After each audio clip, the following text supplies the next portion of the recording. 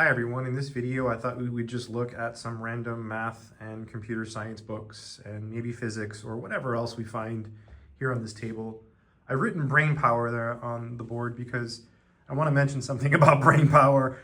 If you are studying math and you're having a hard time, it's normal, okay? It takes a lot of brain power. And I say this because recently, just like yesterday and the day before and the day before that, I've been spending a lot of time working out hundreds of math problems, and it takes a lot of brain power, right? So it really takes its toll on you. So you do have to focus, you do have to put in the time. But the good news is, once you learn some math, it's with you. And even if you forget it, it's always easier to come back and, refresh your knowledge. So it's worth it. Keep struggling. Brain power. Use your brain power. And you might think, well, it's bad because I have to think, and you have brain power, you might as well use it, right? So, yeah. So let's just take a look at some of these books. I really want to look at this one, but I'm just going to wait a bit. This is the one I really want to look at. In fact, I wanted to make a video just for this book because it's really cool, and I haven't really looked at it yet. I bought this a long time ago, and somehow it just got lost in the thousands of books I have. It's called Trigonometry for Beginners by Mercer.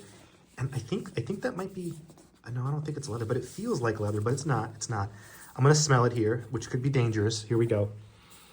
Oh, it smells like, it is so amazing. It smells incredible. Someone left a comment on this channel months ago, maybe years ago, and they left a link, and I clicked the link, and it took me to a website that explained the chemicals in the pages of the books and how they produce certain odors that are appealing to people. And so that's why people like the smell of old books. I hope I don't get anything. Look, this is signed. Isn't this cool? January 1907. Look at the handwriting, right? Wow, that's cursive. So beautiful. I love books. The contents are a little funny, right? Introduction. Let me put this down and take a look here. What's it say here? This book has grown out of some notes which I prepared some years ago for junior classes at Oundle School and expanded later for the use of cadets at Osborne and Dartmouth. And this is Trigonometry for Beginners, 1906. Wow.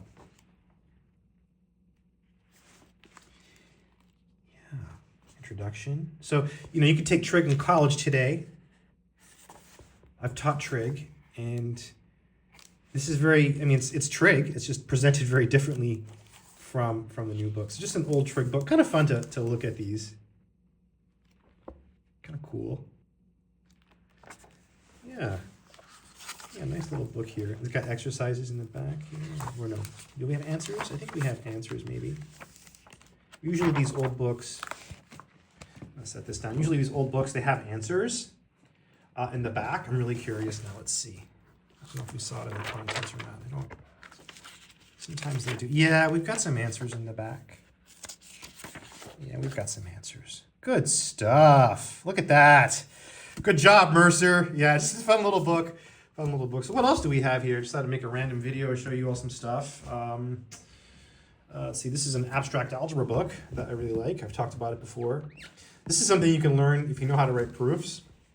And it takes a lot of brain power to learn this, but it's one of those things that's worth it. So yeah, I'm gonna smell this one. I've actually read this entire book. So I have a lot of books here. You might say, do you read them all? No, of course not. But I've read this one entirely. So this is my favorite abstract algebra book. It is in my opinion, it is the best one for beginners. It is extremely good. I love this book. Yeah, it's like amazing. I've got some really fond memories with this book because I've read the whole thing. So yeah, and I've read certain portions more than once. So yeah, great book. And then this is a book I wrote. Yeah, I bought it and I finally got it. And when I got it, I just want to mention something. I was really impressed by something. The smell. So, it smells amazing. So this is a new book, right? It comes from Amazon. You can buy it on Amazon. I'll put a link in the description, right? And it smells amazing. So it's a book that basically gives you motivation, or rather, a system of thinking that will basically help your life in every possible way. It has sections on how to learn math and stuff, but honestly, that's not the best section. Let me just show you really quick. Just really quick, then we'll look at some other stuff. But you see it talks about math, right? Superpowered math, but That's not the best section. The best sections are just the first 7 chapters, honestly. I could have just stopped the book here, but I was like, the book needs to be longer. So let me apply some of these principles to some things, right? But that's the best stuff, right? And that will help you. This is inspired a lot by this book here. This is a famous book by a philosopher. His name was Marcus Aurelius. He was an emperor. And this is a beautiful book, and I'll leave a link as well. And so this book is basically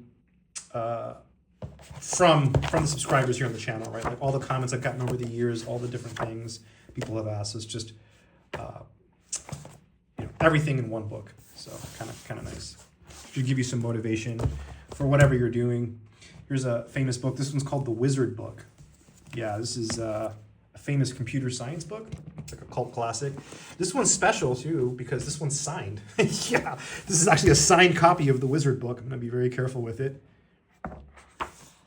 There it is. It's signed by the author. Right? Pretty cool. Right? Fancy signature. The Wizard Book. All the examples are done in Lisp.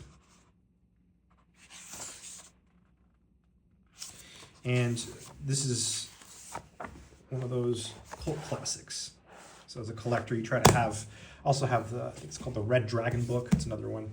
And the Cinderella book. They all have nicknames. Kind of like math books have nicknames, right? You've got Baby Rudin, Papa Rudin, Grandpa Rudin. Then you have Spivak. That's just Spivak. This is a really good book here. And I know people don't like stats a lot. I feel like people really don't like it. But this is a great book. It's a mathematical statistics book. So it will actually show you like the math behind statistics. And the only people who take courses on this are typically math majors and statistics majors. I had a friend who was a stats major, and he took this class with this book.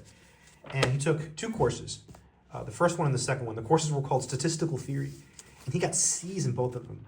But this guy had a 4.0 in every other class, right? And so these are the classes that destroyed him. In fact, the first time I took a class with this book, I withdrew.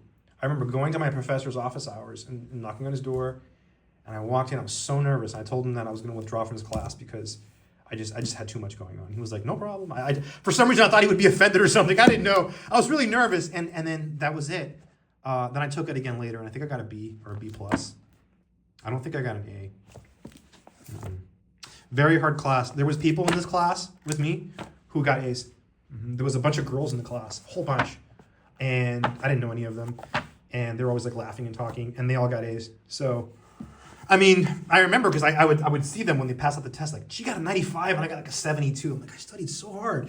So it was very, and the hardest thing about this, just so you know, so you don't have my situation, so you can be better prepared, right, is that my proofs were just not, I knew how to write proofs, but I just wasn't there yet. And that's the thing, like when you learn to write proofs in math, you think you have it, right? I mean, it does build your brain power. There's brain power again, right? But you have to do more math to get better at it. So like, you take a proofwriting course and you feel like a rock star, but then you take advanced calculus, it's like, what? What's going on here? Advanced calculus, I can't do that.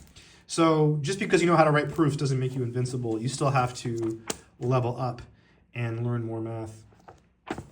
But yeah, I actually have a solutions manual for this that I saw earlier today.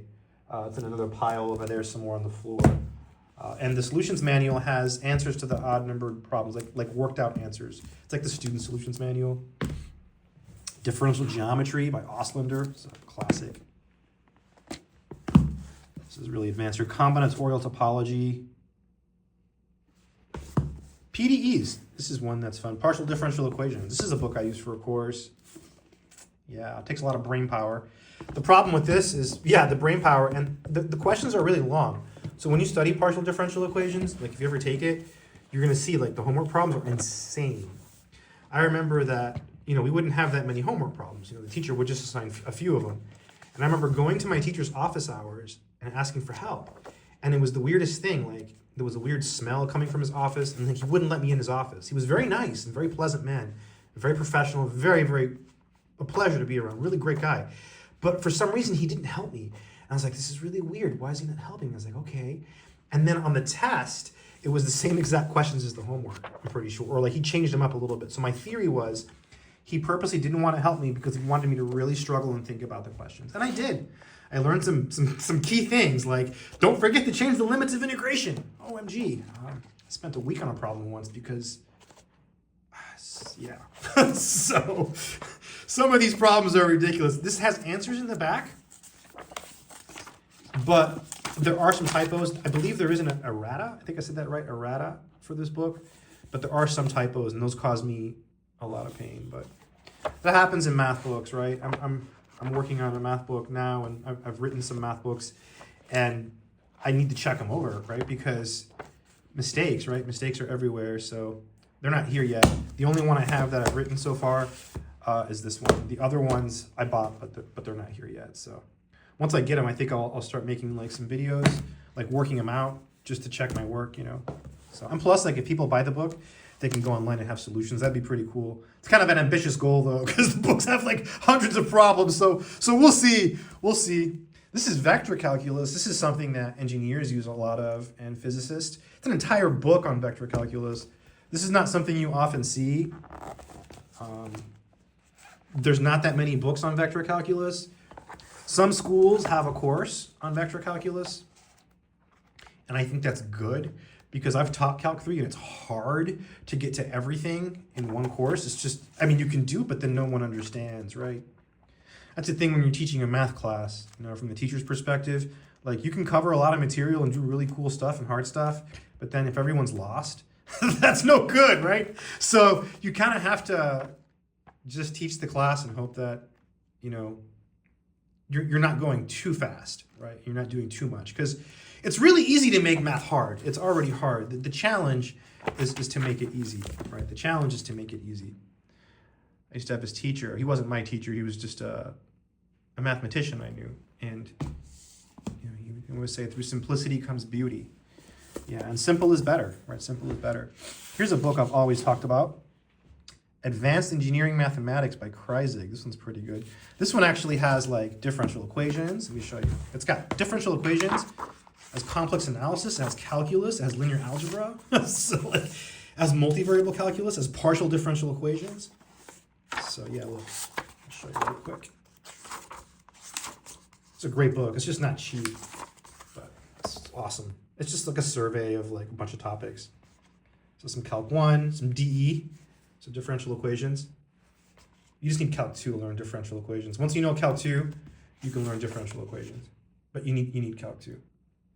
More differential equations. This is more. These are series solutions. I have a few videos on these, and they are ridiculously long. They are just so long. But I mean, they've helped some people out there in the world, so I'm glad I made them. But wow, they're like 20-minute videos. The one problem will take 20 minutes. Laplace transforms. Vector analysis. So this is more differential equations, and this is like Calc 3, linear algebra. What else we got? This is like PDE stuff here. I think this is like in the Strauss book we were talking about earlier. This one, Strauss. And then complex analysis. Sequences and series is like Calc 2, although he does some Laurent series. Yeah, over here, Taylor and Laurent, that's complex analysis. Complex analysis. Probability and statistics, we were just talking about that, weren't we? Yeah. So probability and stats. So he does have, and it's hardcore stuff, right? It's not like, you know, the math is there. Yeah. Yeah, and there are some answers which are very great to have. But it's a solid book. It's a clean layout. It's well, the typesetting is elegant. I like it. I think it's a work of art.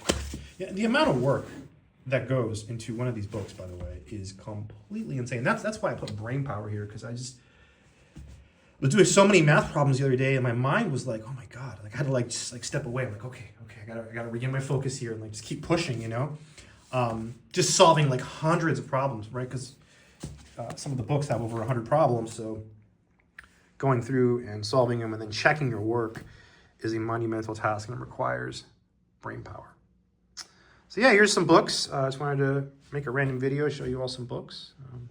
This is my book. I'll leave a link. You should check it out. It's good. I like it. And this one's also really good. These are two books I think that can help you, you know, in 2025 and all that stuff. So it's good stuff. And some good math books here too. Oh, this. I love this book. This is called How to Prove It, It's written by a man named Daniel Vellman, and I highly recommend this book. Yeah, great book. This will teach you how to write proofs. So, wonderful book. Notice the size of this book. Check this out. This is going to seem terrible, but look, I'll show you. I'll show you. So I don't know what's up with the size of that book. I guess it's not. But look. Check this out.